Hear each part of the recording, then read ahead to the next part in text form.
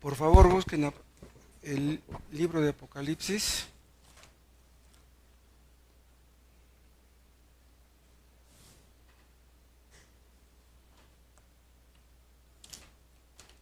Vamos a ver algunos versículos en el capítulo 1 y otros en el capítulo 2. Empezamos en 1:10. Vean lo que dice el apóstol Juan. Yo estaba en el Espíritu en el día del Señor y oí detrás de mí una gran voz como de trompeta, que decía: yo soy el Alfa y el Omega, el primero y el último. Escribe en un libro lo que ves y envíalo a las 7 iglesias que están en Asia, a Éfeso, Esmirna, Pérgamo, Tiatira, Sardis, Filadelfia y Laodicea. Y me volví para ver la voz que hablaba conmigo, y vuelto vi 7 candeleros de oro, y en medio de los 7 candeleros a uno semejante al Hijo del Hombre, vestido de una ropa que llegaba hasta los pies y ceñido por el pecho con un cinto de oro. Su cabeza y sus cabellos eran blancos como blanca lana, como nieve, sus ojos como llama de fuego. Pero vean, pasen hasta el 16, que dice: tenía en su diestra 7 estrellas. De su boca salió una espada aguda de 2 filos, y su rostro era como el sol cuando resplandece en su fuerza. Cuando le vi, caí como muerto a sus pies, y él puso su diestra sobre mí, diciéndome: no temas, yo soy el primero y el último, y el que vivo y estuve muerto. Mas he aquí que vivo por los siglos de los siglos. Amén. Y tengo las llaves de la muerte y del Hades. Escribe las cosas que has visto, y las que son, y las que han de ser después de estas. El misterio de las 7 estrellas que has visto en mi diestra, y de los 7 candeleros de oro.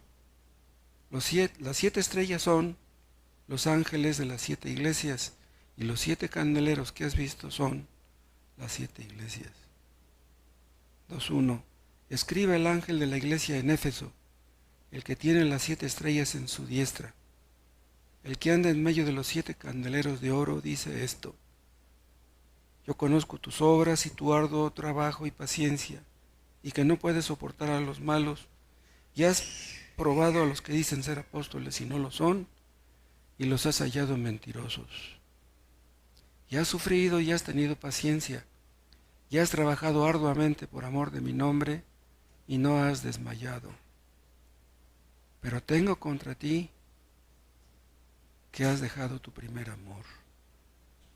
Recuerda, por tanto, que de dónde has caído, y arrepiéntete, y haz las primeras obras, pues si no, vendré pronto a ti y quitaré tu candelero de su lugar, si no te hubieres arrepentido.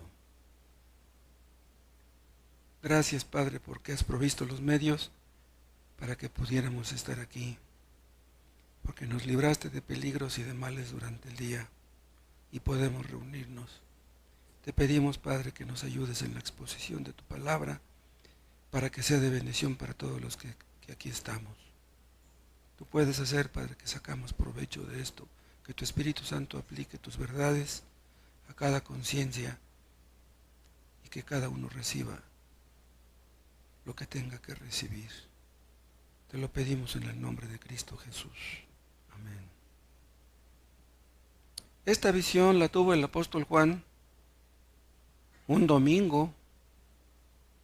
Dice el 1:10, yo estaba en el Espíritu en el día del Señor. Quiere decir que estaba orando.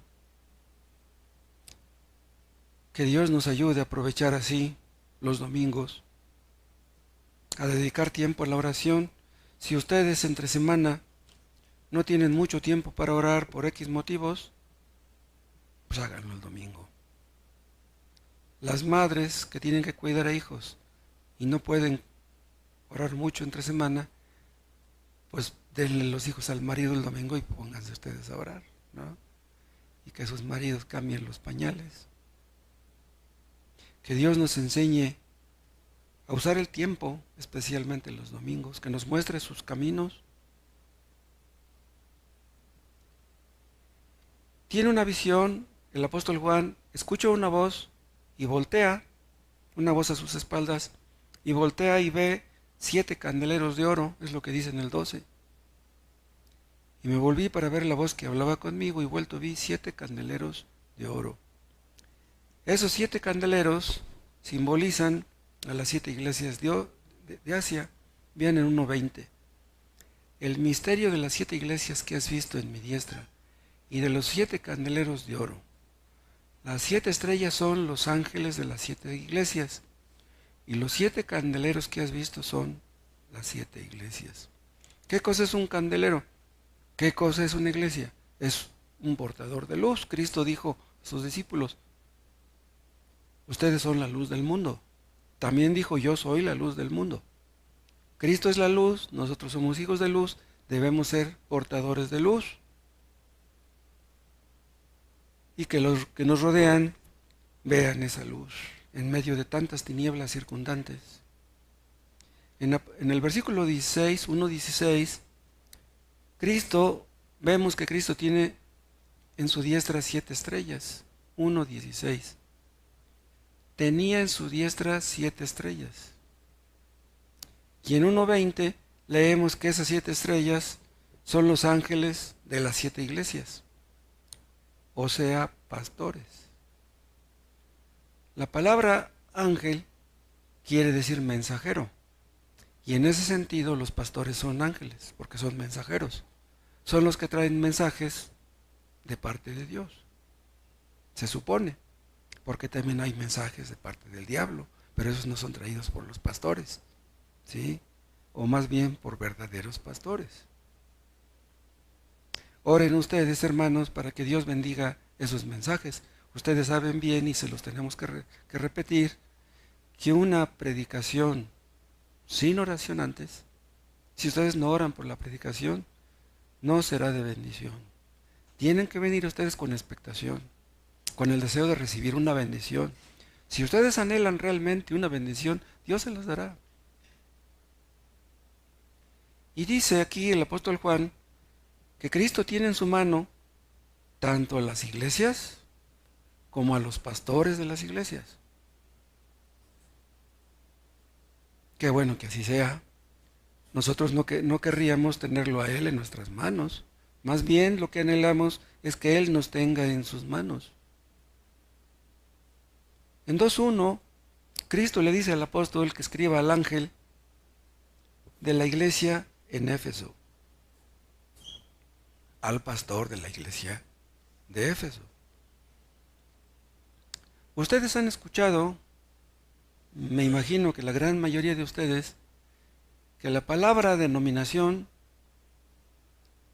no es una palabra bíblica. La palabra denominación, una denominación cristiana, es algo antibíblico.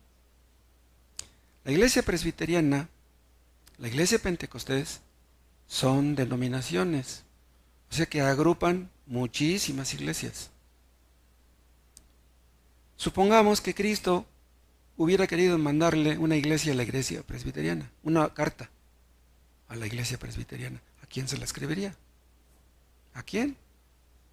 Si le quisiera mandar una carta a la iglesia pentecostés, ¿a quién se la escribiría? Cuando le dice aquí a Juan que escriba al ángel de la iglesia en Éfeso, quiere decir que esta carta de Apocalipsis la escribió específicamente a esa iglesia. Pero vamos a ver después que lo que escribe a una iglesia en realidad se lo escribe a todas las iglesias. Cuando ustedes leen la epístola a los Corintios, Pablo tenía en mente primeramente a esos hermanos de Corinto, pero no solamente a esos, tenía en mente a todas las iglesias de todos los tiempos. Todos sacaríamos beneficios de lo que Pablo le escribió a los Corintios, o de lo que Cristo le escribió, porque Pablo escribía pues lo que Cristo le decía. Entonces la iglesia de Éfeso era una iglesia local, una iglesia que se localizaba en un lugar específico, en una localidad X. Algunos creen en la teoría de la iglesia universal. La iglesia universal no es una denominación, es algo diferente, pero de todas maneras, Si Cristo quisiera escribir una carta a la Iglesia Universal, pues ¿a quién se la escribiría? Cristo escribe a iglesias definidas, iglesias que tenían particularidades propias, como vamos a ver. Cada iglesia de las que aquí menciona en el capítulo 2 de Apocalipsis tenía sus propios conflictos, sus propias luchas, sus propias necesidades, sus propios pecados, etc. Y el apóstol escribe para ayudar a esas iglesias en sus luchas. El diablo lo que quiere es acabar con las iglesias. El diablo quiere acabar con los pastores, quiere acabar con los padres, quiere destruir a las esposas, quiere destruir a los hijos, quiere destruir a las familias. El diablo odia a todos. Quiere estorbar la obra de Dios y usa métodos diferentes con cada iglesia. El diablo sabe de qué cojeamos, de qué pie cojeamos. Y sabe cómo atacarnos. Es astuto. Tiene un cerebro, tiene una mente y la usa. El diablo sabe su negocio, sabe su cuento. Y veremos que el principal peligro de las iglesias en realidad no viene de afuera, viene de adentro. Claro que también viene de afuera, pero si el peligro de afuera no encontrara un cómplice dentro, no podría hacer nada. Pero desgraciadamente, los creyentes no somos lo que deberíamos ser. Entonces, el diablo nos ataca para tratar de dividirnos, de separarnos, de enfriarnos, de destruirnos. Los enemigos de adentro son los más peligrosos. Hay un versículo en 1 de Timoteo 3:15 donde Pablo dice que la iglesia es la casa de Dios. Si la iglesia es la casa de Dios, pues se supone que Cristo es el que está ahí, es el que está dentro, pues es su casa, debería estar dentro. Pero vean en Apocalipsis 3:20.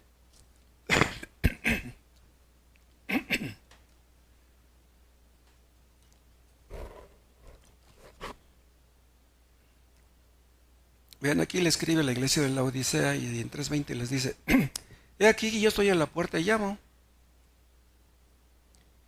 ¿Por qué está a la puerta y llama? Si es su casa debería estar adentro, debería traer las llaves, ¿por qué está llamando? Es su casa, pero vean, está afuera. ¿Por qué está afuera? Porque lo echaron fuera. No hay otra explicación.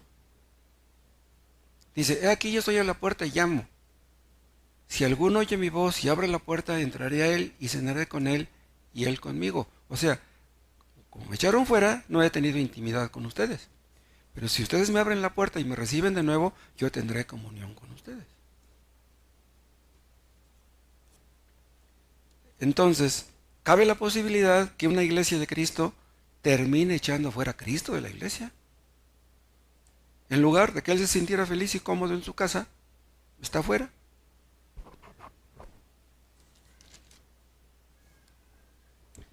Ustedes han leído el libro de Cantares. ¿Se acuerdan que el amado llegó en la noche a buscar a la amada y toca la puerta? Pero dice, ¿cómo voy a levantar? Dice, pues ya me quité la ropa, ya me lavé los pies, ¿cómo voy a salir? ¿Me los voy a ensuciar de nuevo? No quiere abrirle.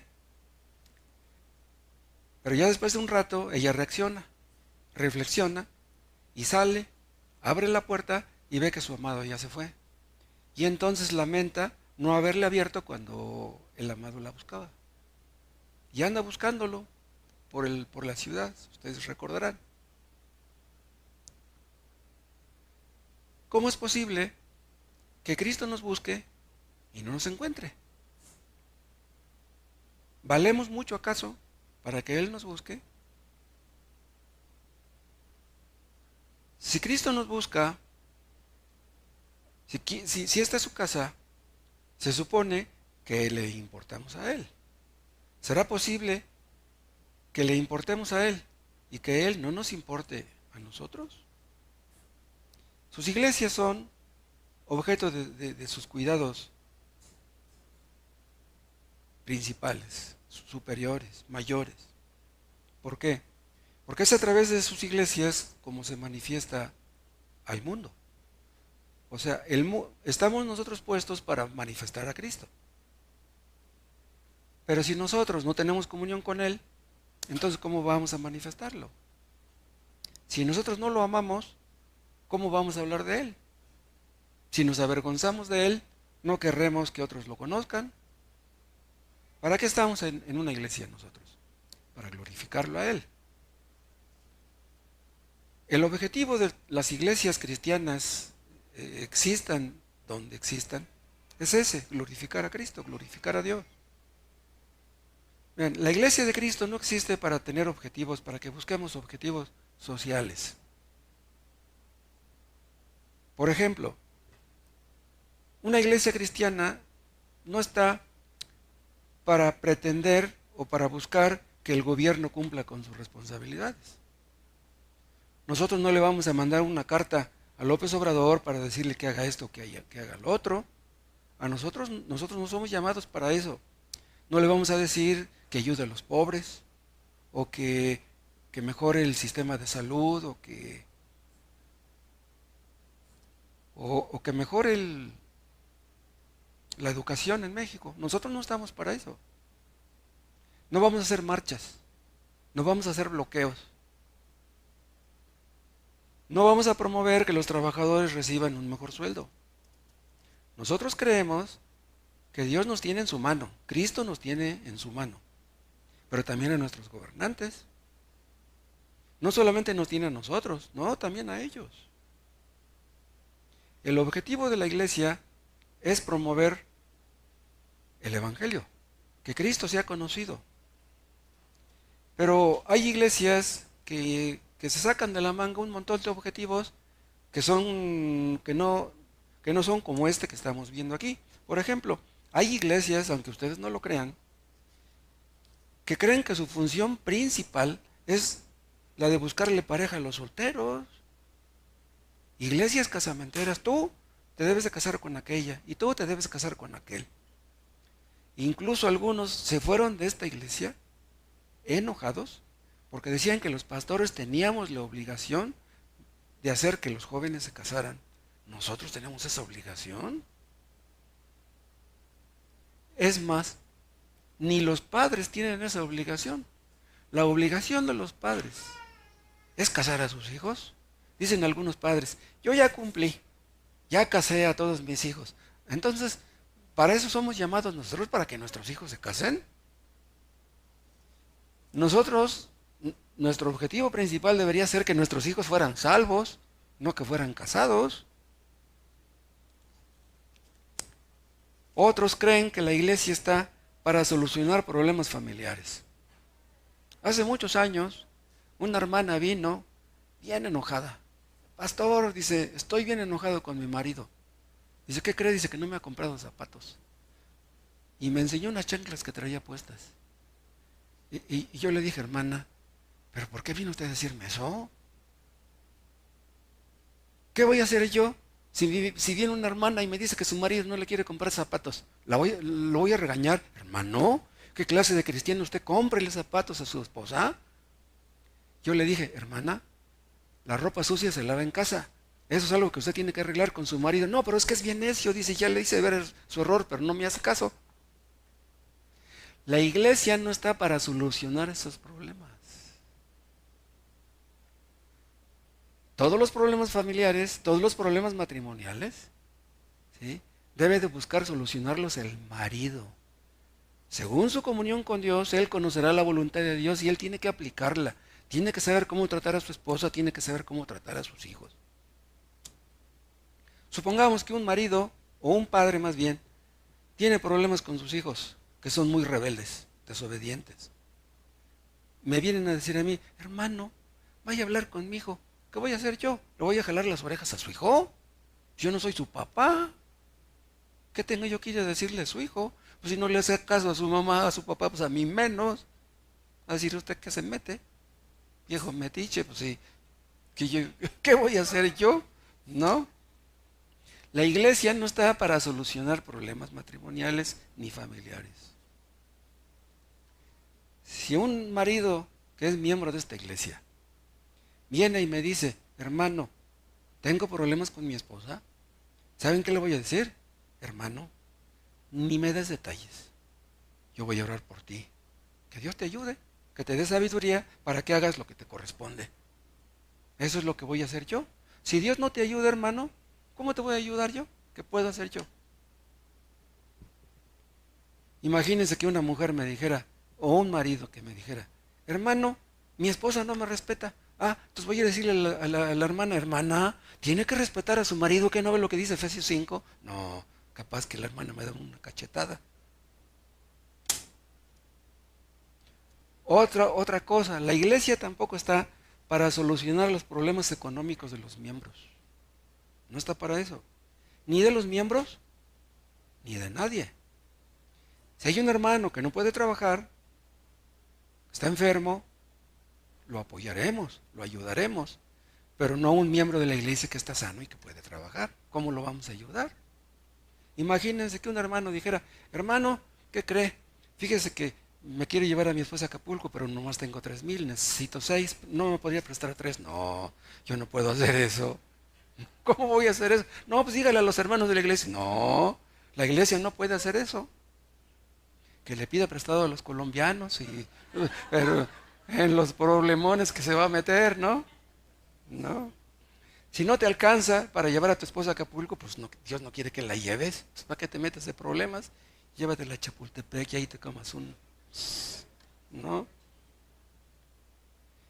La iglesia no está para solucionar los problemas económicos de la gente, ni tampoco para conseguirle trabajo a los desempleados, tampoco. Además, los problemas de la gente que nos rodea no es la falta de dinero. Las personas que nos rodean, que no tienen dinero, pues pobres, nos duele que no tengan dinero, pero lo que ellos necesitan, si son inconversos, pues es a Cristo, pues háblales de Cristo, eso es mejor que les des dinero. La iglesia está para glorificar a Dios en el cumplimiento de la gran comisión. Para eso estamos aquí, enseñándoles a los creyentes que ya son miembros, que guarden todas las cosas que Dios nos manda. Y perfeccionar a los santos para la obra del ministerio. Para eso se supone que estamos. Las iglesias de Cristo están para combatir por la verdad. El enemigo aborrece la verdad. Debemos combatir ardientemente, intensamente. Debemos glorificar a Dios en la adoración pública y privada. La adoración pública es como estamos haciendo ahorita. ¿Cuál será la adoración privada? Cuando ustedes oran con sus parejas y con sus hijos en casa. Si ustedes no oran con sus parejas y con sus hijos en casa, ustedes no están adorando a Dios en privado. Y eso a ustedes no les conviene. Estamos aquí para glorificar a Dios manteniendo la disciplina. Que Dios nos ayude a hacerlo con amor, correctamente. No sea que se nos pase la mano, ni tampoco en el otro extremo, que permitamos el pecado y que seamos cómplices del mismo. Estamos aquí, hermanos, para glorificar a Dios con un buen testimonio ante los ojos de todos los que nos rodean. Que Dios nos ayude y que nos perdone porque no lo hemos hecho siempre. La iglesia de Dios debe separarse de las herejías, de las doctrinas falsas, separarse de la mundanalidad que inutiliza a las iglesias. Pero las iglesias que no son teocéntricas no hacen lo anterior.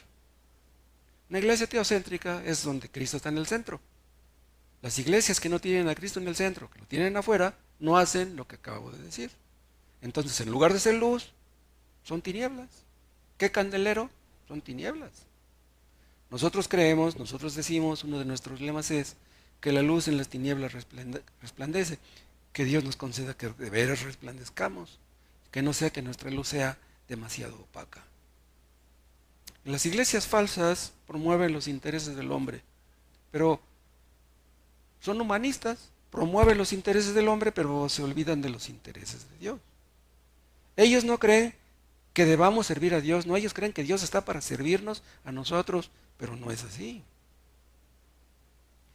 Los inconversos están dispuestos a creer en un Dios que sirve a sus intereses, pero ellos no quieren servir a Dios. En una iglesia antropocéntrica, no vayan ustedes a creer que al ser humanistas dicen puras mentiras. No, dicen muchas verdades. En las iglesias falsas dicen muchas verdades, pero también predican muchas mentiras. Ahí está el problema. Y en realidad lo que no predican es lo más importante, omiten lo más importante. Entretienen a la gente. Les cuentan chistes para que la gente no se aburra, les ponen música, pero no para glorificar a Dios con la música, sino para glorificar a los hombres, para halagar sus sentidos. Ellos creen que el fin justifica los medios. Ellos no creen que deban servir a Dios. Ellos creen que Dios debe servirlos a ellos. Hermanos, nosotros creemos que Dios nos ha puesto aquí para que le sirvamos a Él. Ese es nuestro deseo.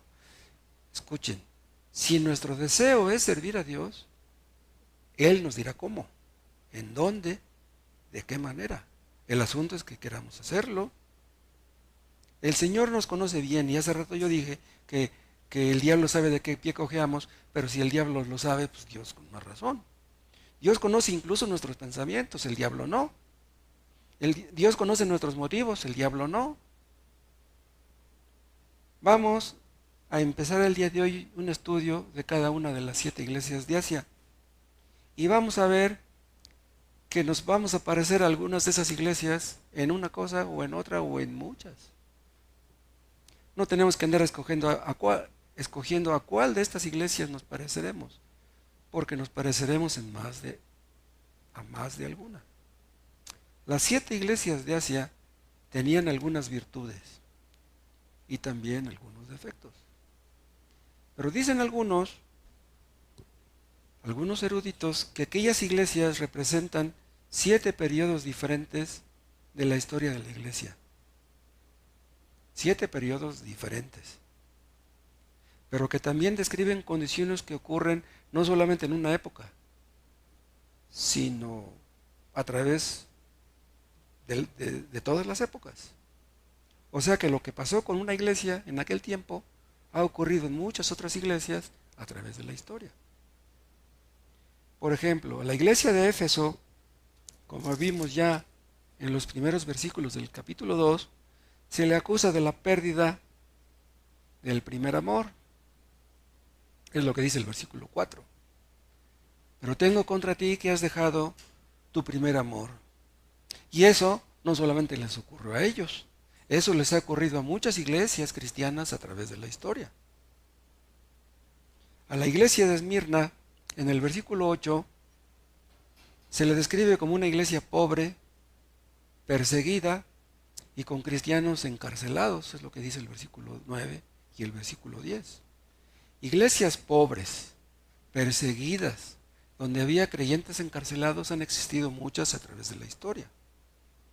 A la iglesia de Pérgamo, en el versículo 12, se le dice que ha perdido la sana doctrina, porque le abrió la puerta a un fulano llamado Balaam. Balaam en el Antiguo Testamento, en el libro de los Números, es sinónimo de los falsos maestros. O sea que si está acusando a Pérgamo de la pérdida de la sana doctrina, quiere decir que le abrieron la puerta a falsos maestros. ¿Le prestaremos nuestro púlpito a un falso maestro? Hay algunos que son de la idea de que deberíamos tener un púlpito abierto, invitar a cualquier persona de cualquier iglesia. Eso es completamente falso. Y es por lo mismo que las iglesias son infiltradas y terminan destruidas. A la iglesia de Tiatira, en el versículo 18, se le acusa de perder su pureza y su santidad. Dice el 19, yo conozco tus obras y amor, y fe y servicio y tu paciencia, y que tus postreras obras son más que las primeras, pero tengo unas pocas cosas contra ti, que toleras que esa mujer Jezabel, que se dice profetiza, enseñe y seduzca a mis siervos a fornicar y a comer cosas sacrificadas a los ídolos. Esa iglesia perdió la pureza, perdió la santidad. Y eso le puede suceder a cualquier iglesia cristiana. Una iglesia contaminada, que Dios nos libre, hermanos. En 3.1 escribe a la iglesia de Sardis y se le acusa de perder la vida espiritual. Una iglesia que está dormida. Dice al final del versículo 1, yo conozco tus obras, que tienes nombre de que vives y estás muerto. O podríamos decir que estás casi muerto, porque en realidad, pues una iglesia, aunque pudiera desaparecer como iglesia, pues los creyentes no pueden perder la salvación, ¿no? Pero una iglesia puede parecer como que tiene vida cuando en el fondo, viéndolo bien, no la tenga. Una persona que está dormida parece como si estuviera muerta. Ustedes se le acercan a uno que está dormido y le hacen gestos y le sacan la lengua, pues no, ni se entera porque está dormido. Esa iglesia estaba dormida, tenía reputación ante los hombres. Una iglesia que parecía tener vida, pero el asunto es cómo nos ve Dios, no cómo nos ve la gente. En 3:7 habla a la iglesia de Filadelfia y ahí dice el Señor que esa era una iglesia obediente y fiel. No dice nada en su contra, pero podemos entender que no era una iglesia perfecta, porque en realidad a través de la historia nunca ha existido una iglesia perfecta. Y por último habla de la iglesia de la Odisea en el versículo 14. ¿Y qué les dice a los de la Odisea en el 15? Yo conozco tus obras, que ni eres frío ni caliente. Ojalá fueses frío o caliente, pero por cuanto eres tibio y no frío ni caliente, te vomitaré de mi boca. ¿Y por qué creían esto? Vean lo que dice el 17. Porque tú dices, yo soy rico y me he enriquecido y de ninguna cosa tengo necesidad. Y no sabes que tú eres un desventurado, miserable, pobre, ciego y desnudo. O sea, era una iglesia que había prosperado en lo económico, había prosperado en lo material, pero que era pobre en riquezas espirituales. ¿De qué sirve tener dinero si no tenemos intimidad con Dios, no tenemos comunión con Dios, si no hacemos su voluntad? Entonces, esta iglesia había perdido su celo. Era una iglesia que no era útil a sus semejantes. ¿Para qué estamos aquí? Se supone que para eso. Hermanos, ustedes cuando oran, ¿no le piden a Dios que les ayude a ser útiles a sus semejantes? Pues eso es lo que queremos. Cuando menos a los que están cerca, nuestros hijos y vecinos. Esa iglesia de la Odisea tenía luz, pero no cabe duda que su luz era muy poca. Tal vez haya algunas cosas de estas aquí en nosotros. Hermanos, ¿cuántas cosas deben ser corregidas entre nosotros? Yo cuando oro por los hermanos de algunas otras iglesias, por los pastores, una cosa que yo le pido a Dios es que Dios les ayude a corregir pues lo que tengan que corregir. Nosotros, hermanos, no tenemos cosas que corregir aquí. Pídanle a Dios que nos ayude a eso. ¿Estaremos conscientes de que estamos mal en algo y no hacemos nada por corregirlo? No importa que pase el tiempo, no importa cómo estamos, Cristo nos ve. Él lo tiene en sus manos. Ahí le vamos a dar cuentas. Y hay otros que creen que las 7 iglesias de Asia representan 7 iglesias diferentes a través de la historia. 7 etapas del cristianismo. Por ejemplo, dicen que la iglesia de Éfeso, la primera ahí en el capítulo 2, era la iglesia apostólica. O sea, la primera iglesia de Jerusalén, digamos, ¿no? Que perdió su primer amor. Vean, la iglesia de Éfeso fue una de las primeras iglesias que existieron, de las primeras que fundó el apóstol Pablo. Esa no fue la primera, pero de todas maneras, pues ¿qué tanto hace que había muerto el Señor? Tenía muy poco tiempo. La iglesia de Éfeso tendría más o menos entre 30 y 40 años de que había sido fundada cuando perdió su primer amor. Pero ¿cómo es eso? ¿Cómo es posible que 30 años, 35 años, sean suficientes para que nuestro primer amor se acabe, se enfríe, se apague? Ustedes saben que los primeros padres del cristianismo fueron excelentes, fueron buenos, fieles, obedientes. Pero después de los primeros padres llegaron otros que digamos que serían los segundos padres, que no llegaron a ser iguales que los primeros. Y luego llegaron otros, otra generación que diríamos que eran los terceros padres, y esos fueron peores que los segundos. Entonces, el parámetro fue bajando. el nivel espiritual de ellos fue bajando. Ya no se esforzaban por ser como Cristo, ya habían perdido el primer amor. Entonces, esa sería la iglesia de aquel tiempo, la iglesia de Éfeso. La iglesia de Esmirna, dicen estas personas que creen esta teoría, que es la iglesia perseguida hasta Constantino. Constantino empezó con sus travesuras como por el año 300, más o menos. Después viene la iglesia de Pérgamo, que perdió gran parte de la verdad por las persecuciones del papado. Ocultaron la verdad por lo mismo. Eso fue en los siglos cuarto y quinto. Después la iglesia de Tiatira, que perdió la pureza hasta que vino la reforma, aunque no del todo, porque las iglesias, porque existían los anabautistas en esa época que se conservaban fieles, pero los anabautistas no existían en muchos países, nada más en unos pocos.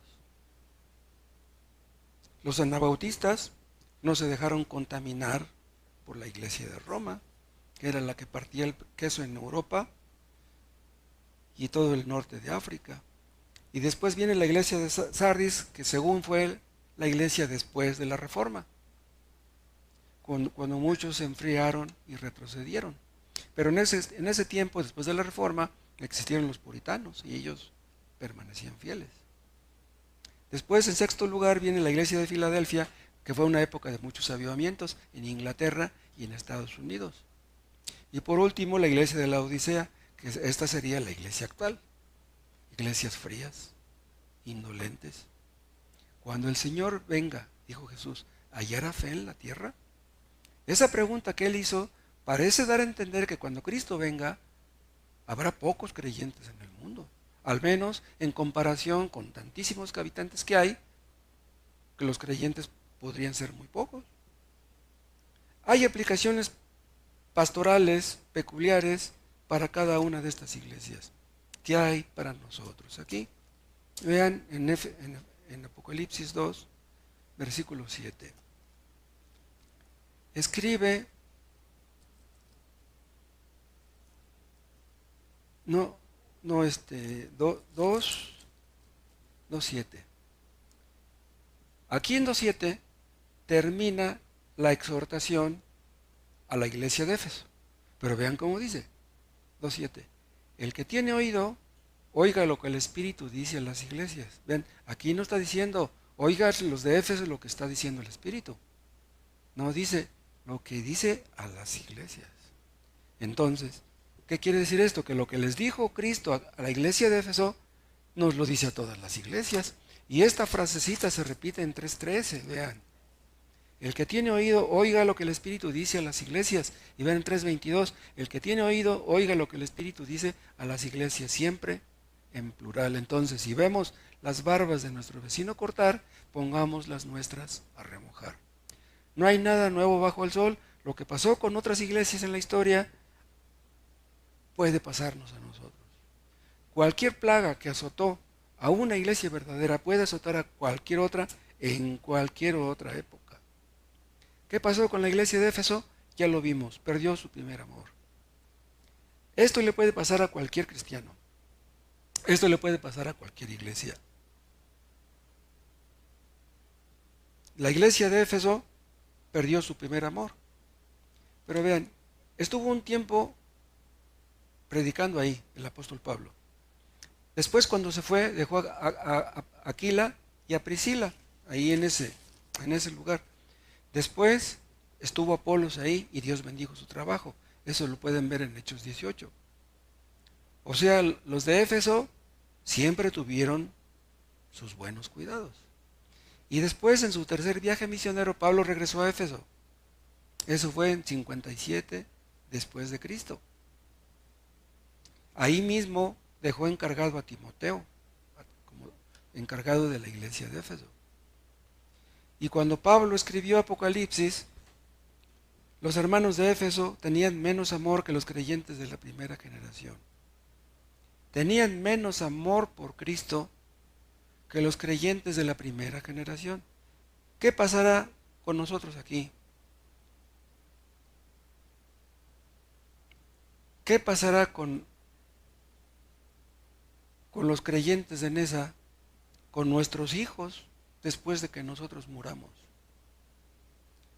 Si nosotros amamos a Cristo poco, nuestros hijos lo van a amar menos. Que Dios nos conceda, hermanos, que lo amen más que nosotros.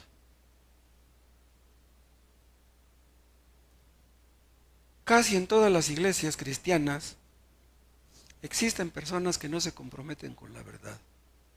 Vean esto, es posible creer en la verdad sin comprometernos con ella. O sea, tener la verdad aquí. Estamos de acuerdo con que es la verdad, creemos que es la verdad. Pero si no nos comprometemos con la verdad, es como si no creyéramos en la verdad.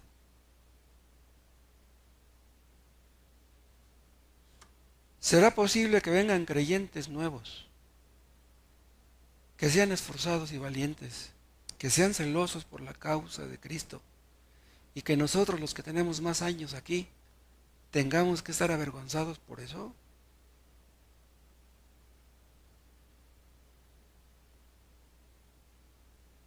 Si estamos así, hermanos, si estamos así fríos, sin amor por Cristo, si no hemos caído en pecado de una manera abierta, podríamos pensar que estamos cerca de eso. Si Cristo no nos satisface, buscaremos cosas que nos satisfagan. Aunque también debemos decir que la mejor iglesia tiene miembros que han perdido su primer amor. Un cristiano que ha perdido su primer amor asiste a los cultos por costumbre, no porque ame a Cristo. En cada iglesia cristiana hay cristianos que tienen una fe fuerte y otros que tienen una fe débil. En la iglesia de Sardis, por ejemplo, había algunos creyentes fieles y firmes, pero no todos estaban así. En la Odisea había creyentes tibios y medio ciegos que habían perdido la visión espiritual. Hermanos, que Dios nos perdone, que nos ilumine y que nos ayude. Esos creyentes de la Odisea, como les dije, habían prosperado en lo material, pero no en sentido espiritual. Pues hermanos, deberíamos de crecer en ambos sentidos. No es malo tener dinero, pero pues ¿de qué serviría tenerlo si estamos muy pobres en sentido espiritual? Que Dios nos dé riquezas, pero espirituales sobre todo. El dinero puede enfriar a un cristiano en su servicio cristiano. Darle más importancia al dinero, al trabajo, deificar el trabajo, como si eso fuera lo más importante. Y en el fondo, pues puede existir la codicia, no conformarnos con lo que tenemos y querer más y más. Y de esas son las codicias locas y dañosas que hunden al hombre en la perdición, como dice Pablo en cierta parte. Los hermanos de la iglesia de Éfeso estaban trabajando duro, pero no estaban trabajando por los motivos correctos, dice el versículo 3, 2:3. Y has sufrido, y has tenido paciencia, y has trabajado arduamente por amor de mi nombre, y no has desmayado. Pero tengo contra ti que has dejado tu primer amor. Aquí parece dar a entender en el versículo 3 que amaban la religión, por amor de la religión, por el amor de la causa. Pero no es lo mismo el amor por la religión, el amor por la causa, que el amor por Cristo. Las motivaciones son las importantes. Dios ve nuestro corazón, Dios ve si hacemos lo que hacemos porque amamos a Cristo, o porque amamos la religión.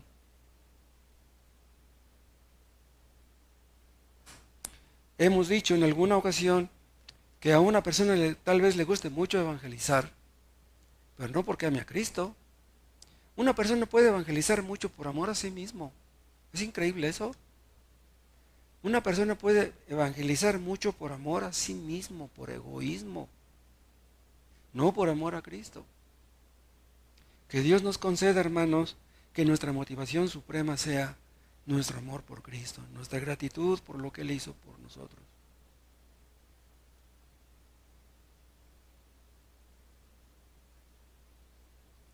El dinero puede apartar a un creyente de su servicio a Cristo, pero también puede apartar a una iglesia.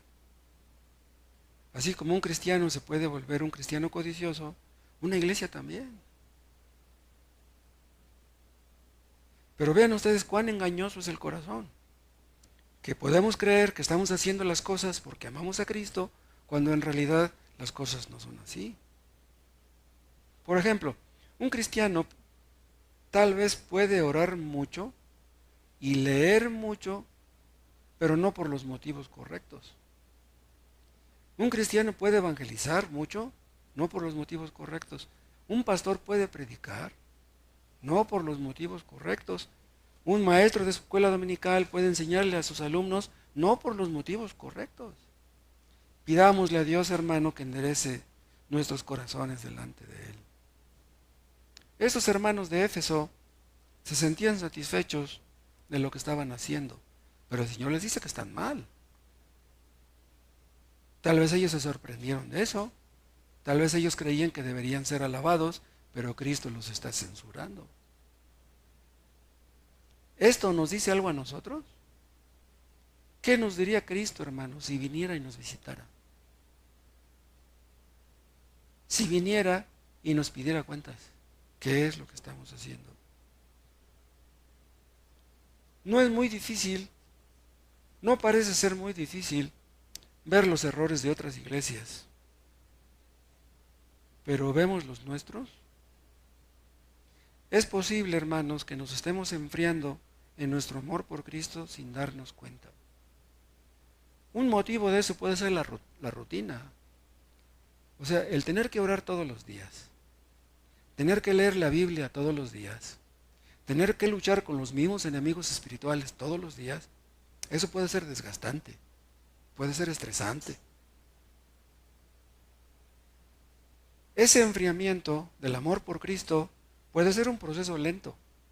O sea, podemos ir enfriándonos sin darnos cuenta. Si yo aquí en el púlpito dijera yo un error doctrinal, ustedes lo detectarían inmediatamente. Pero es más fácil detectar un error doctrinal que un enfriamiento espiritual. A lo mejor yo estoy súper frío espiritualmente y ustedes no lo detectan. Cristo les advierte de la pérdida de su primer amor. Y les advierte en el 5, recuerda por tanto, de dónde has caído y arrepiéntete. Vean, Cristo los ve como caídos, aunque ellos estaban trabajando. Y arrepiéntete, dice, y haz las primeras obras. Vean, no les dice que hagan otras cosas diferentes, no, hagan las mismas, pero con la motivación correcta, con el amor a Cristo. Pues si no lo haces, dice, vendré pronto a ti y quitaré tu candelero de tu lugar, si no te hubieses arrepentido.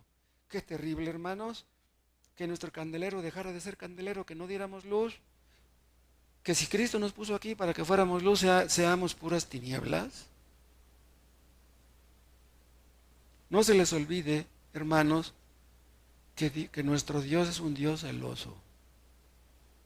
No apunté el texto donde dice eso, ni estoy tan seguro si en cuántos versículos se menciona a Dios como un Dios celoso. ¿Por qué se le describe a Dios como celoso? Vean, nosotros a Cristo le costamos mucho.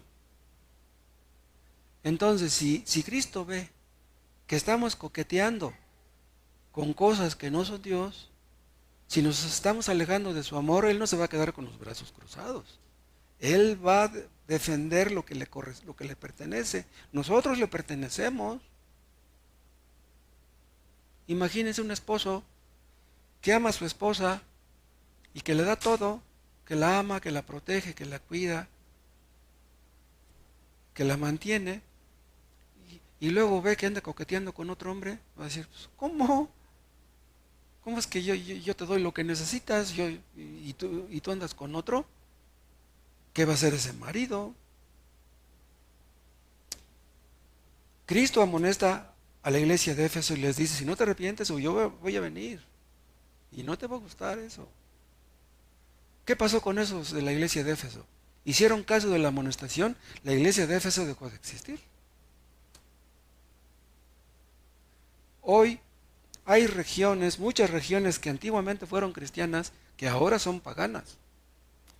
Existen templos que fueron cristianos hace muchos años, que se convirtieron en salas de juego, en salones de baile, en mezquitas musulmanas. ¿Cómo ven? ¿Por qué nos advierte? ¿Por qué nos amonesta Cristo? Porque nos ama. ¿Para qué fuimos salvados? Estamos en peligro tal vez y no nos damos cuenta. Vamos a ver algunos pocos síntomas de la pérdida del primer amor y que Dios nos ayude a ubicarnos y a reflejarnos en estas cosas. Estamos perdiendo nuestro primer amor cuando hacemos menos nuestra comunión con Dios, cuando menospreciamos nuestra comunión con Dios. Antes nos gustaba acercarnos a Dios y ya no nos gusta. Nos acercamos pesadamente al trono de la gracia. Hay cosas que amamos más que Cristo. Hay personas que amamos más que Cristo. La pérdida del primer amor, otro síntoma es cuando no tenemos celo porque su obra prospere, cuando no queremos que Cristo sea conocido, cuando no hacemos nada porque Cristo sea conocido. ¿Y saben también cuándo? Cuando no ofrendamos como se debe. Si no ofrendamos como se debe, pues entonces no queremos que su obra prospere. Otro síntoma es cuando oramos sin darle importancia a lo que pedimos, cuando no esperamos respuesta a nuestras oraciones. ¿Cómo nos va a dar algo que no nos importa? Algo que no valoramos, que no apreciamos. Otro síntoma es cuando dejamos de confiar en Dios y dudamos de su bondad, dudamos de su amor, dudamos de su poder, de su misericordia. ¿Ya no confiamos en Dios, hermanos, como antes? ¿Amábamos más a Cristo antes que ahora? ¿Se ha enfriado nuestro corazón por Él? ¿Ya no confiamos en Él? ¿Nos apoyamos en los hombres en lugar de confiar en Él? Otro síntoma es cuando murmuramos de la providencia de Dios. Como los israelitas, ¿no? Que se quejaban de todo cuando andaban en el desierto, que no tenían que comer, que no tenían agua, que extrañaban los ajos y las cebollas. Hermanos, no se les olvide esto. Si estamos metidos en una situación difícil, esa situación la diseñó Dios para nosotros, con un propósito. Investiguemos cuál es ese propósito. En lugar de estarnos quejando, en lugar de estarnos murmurando, Señor, ¿por qué me tratas así? Veamos la mano de Dios en lo que nos acontece. Perdemos nuestro primer amor cuando nuestras responsabilidades son vistas como obligaciones y no como privilegios. Orar es un privilegio, hermanos. ¿Por qué es un privilegio? Porque los inconversos no pueden orar. Los únicos que pueden orar son los creyentes. Los inconversos no pueden.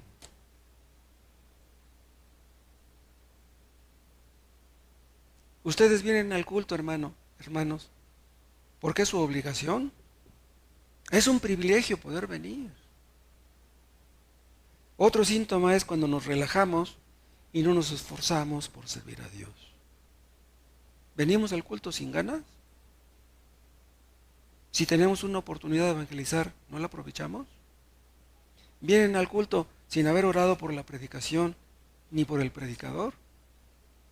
Otro síntoma es cuando Cristo ya no es precioso para nosotros. Hermanos, se nos olvida lo que Cristo hizo por nosotros, se nos olvida de dónde fuimos sacados. Otro síntoma es cuando disminuye nuestro amor por los hermanos, cuando nos volvemos muy quisquillosos, muy hipercríticos, nomás andamos viendo defectos en los demás y ya no oramos por ellos. La negligencia espiritual, hermanos, es un peligro continuo para todos. Todo esto que hemos visto es un peligro para todos. Se nos ordena buscar mayor gracia. No es una sugerencia. ¿Por qué se nos ordena buscar mayor gracia? Porque la necesitamos. Buscar mayor gracia quiere decir buscar mayor poder. Buscad a Jehová y su poder. Buscad su rostro continuamente. Si no lo buscamos, estamos débiles. temerosos, con dudas, seremos inútiles. Somos responsables, veíamos, de ocuparnos de nuestra santificación con temor y temblor, porque es mucho lo que está en juego.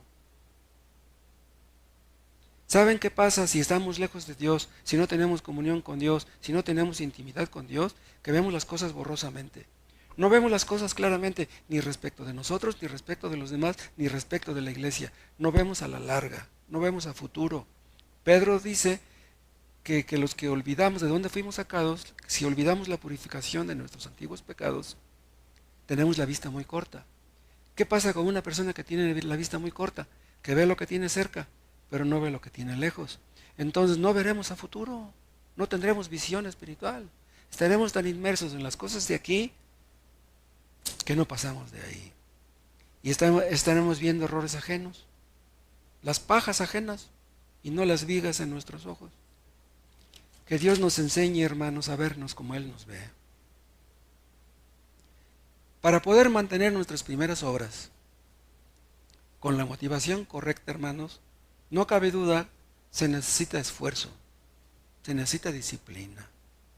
Oraremos con ganas o sin ellas. Y acuérdense, cuando no tenemos ganas de orar, es cuando más debemos orar. Es cuando pasa con un niño que está enfermo. Si un niño no quiere comer, es porque está enfermo. Porque un niño que está sano tiene hambre. Si no tenemos hambre de las cosas espirituales, es cuando más necesitamos de las cosas espirituales. O sea, es mala seña que no tengamos hambre por las cosas espirituales.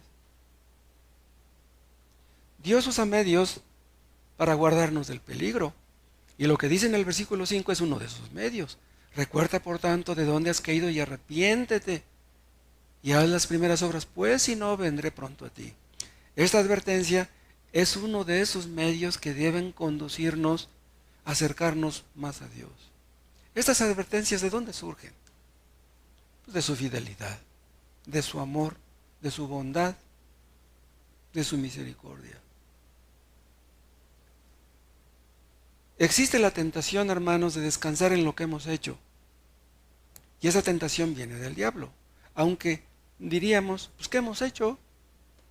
¿Qué es lo que hemos hecho nosotros aquí? La mera verdad, hermanos, es que hay mucho que hacer. Antes de ser convertido, Pablo creía que Cristo era un engañador, un mentiroso, un impostor, un farsante. Pero Dios abrió los ojos de Pablo y vio a Cristo. ¿Y qué pasó entonces? Se enamoró de Cristo. Cuando Pablo vio a Cristo, se enamoró de Cristo y nunca dejó de amarlo. Hermanos, nosotros vemos que Cristo es hermoso. ¿Es hermoso para nosotros? ¿Qué haríamos si se nos apareciera Cristo y nos preguntara como a Pedro, Simón, hijo de Jonás, ¿me amas? ¿Qué le contestaríamos si nos hiciera esa pregunta? Pablo sufrió mucho, cárceles, azotes, persecuciones, calumnias. ¿Por qué? Porque amaba a Cristo. Cuando amamos a Cristo, somos capaces de soportarlo todo. Que nos usan como tapetes, que nos usen. Pablo amaba a Cristo con todo su corazón. Él sabía que Cristo merece todo nuestro amor. Lo sabemos nosotros también. El amor de Pablo para con Cristo nunca se enfrió, que no se enfríe el nuestro. Pablo deseaba con toda su alma la salvación de los perdidos. ¿Por qué? Porque amaba a Cristo. No se pueden amar a los perdidos sin amar a Cristo. Dice en una parte, todo lo soporto por amor a los escogidos. Y hay otra parte donde dice que no le importaba perderse él, si a cambio pudiera ganar la salvación de sus paisanos. Que me vaya yo al infierno, pero que ellos se salven.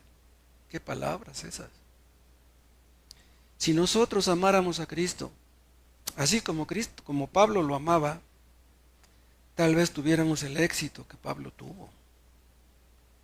Pablo murió en paz. Pablo murió en paz porque cumplió con los propósitos de Dios. Si nosotros cumplimos con esos propósitos, si hacemos la voluntad de Dios, la voluntad de Cristo, moriremos en paz, aunque nos maten. El asunto es morir en paz, estando en paz con nuestra conciencia, estando en paz con Él, que hicimos lo que teníamos que haber hecho. ¿Qué hizo Cristo por nosotros, hermanos? ¿Cuánto hizo por nosotros? ¿Cuánto le debemos? ¿Será posible que estemos comprometidos con el mundo y no con la obra de Cristo? ¿Nos importa nuestra familia y la obra de Dios no? Les hablé del amado que fue a buscar a la Sulamita. Metió la mano por la ventanilla, quiso abrir, pero no pudo. Ya después salió la Sulamita y ve que ya se fue y fue a buscarlo. Hay ocasiones en que nosotros buscamos a Dios y no lo encontramos. Hay veces que queremos orar y no podemos orar. Y en esos momentos viene a nuestra memoria que lo hemos dejado plantado, que no le hemos abierto la puerta. Entonces, si Él nos buscaba y no nos encontró, ¿qué tiene de raro que cuando lo busquemos no lo encontremos? A veces parece como que Cristo no quisiera escucharnos. A veces le pedimos a Dios cosas que parece como que si no quisiera dárnoslas. Pero ¿es posible eso? Cuando Dios nos esconde su rostro, es porque quiere hacernos entender que Él es el importante. Quiere que lo valoremos, que lo apreciemos. Los importantes no somos nosotros, hermanos. Él es el importante. Acuérdense, debemos amar más a Cristo que a nuestra pareja, que a nuestros hijos, que a nuestras posesiones, que a nuestros padres. ¿Por qué? Porque Cristo es Dios. Solamente déjenme decirles algo muy breve a los inconversos que me están escuchando. Si ustedes nunca han amado a Cristo, ¿por qué no empiezan hoy? Si nosotros les decimos a ustedes que nosotros amamos a Cristo, a lo mejor ustedes no nos entienden eso. Si yo le digo a un creyente que yo amo a Cristo, él me entiende, porque él lo ama. Pero si yo le digo a un inconverso que yo amo a Cristo, él dice, este está loco. Si ustedes nunca han amado a Cristo, no han entendido lo que yo he dicho acerca del amar a Cristo. Los inconversos sienten inclinación por las cosas que ven sus ojos. La casa, el carro, el dinero, las muchachas, la botella. Esas son las cosas que les atraen. Pero como a Cristo no lo ven, Cristo no les atrae. Si ustedes nunca han amado a Cristo, yo los invito a que empiecen hoy. Cristo vino al mundo. Él era Dios. Él derramó su sangre. Él obedeció perfectamente la ley. La ley que nos condenaba, la obedeció para que no fuéramos condenados. Él sufrió en la cruz para que nosotros no sufriéramos. Llevó la maldición que nosotros merecíamos. ¿Todo para qué? Para que fuéramos perdonados. ¿Por qué amamos a Cristo? Porque nos ha perdonado. Y Dios los perdonará a ustedes si se arrepienten. Y cuando ustedes se arrepientan y sean perdonados, entonces amarán a Cristo y entenderán este idioma, esto que les estoy diciendo. Si Cristo murió en la cruz para salvarnos, ¿cómo no amarle? Que Dios mantenga viva esa llama, hermanos, y que no se apague. Que no se apague la llama de cada uno de nosotros, la luz de esta iglesia. Él dijo que no apagaría el pábilo que humeare. Que no apague la poca luz que hay en nosotros. Te damos las gracias, Padre, por tu palabra, y te pedimos que nos perdones por nuestro poco amor por Cristo. Oh Dios, porque estamos tan inmersos en las cosas de este mundo que se nos olvida muchas veces lo más importante. Perdónanos y sácanos del hoyo y llévanos, Dios, a la perfección en Cristo, de amarle con todo nuestro corazón, a parecernos a Él. Oh Dios, ser como Él. Concédenos eso, Padre, aborrecer el pecado y amar la santidad. Te lo pedimos por Él, por su santo nombre.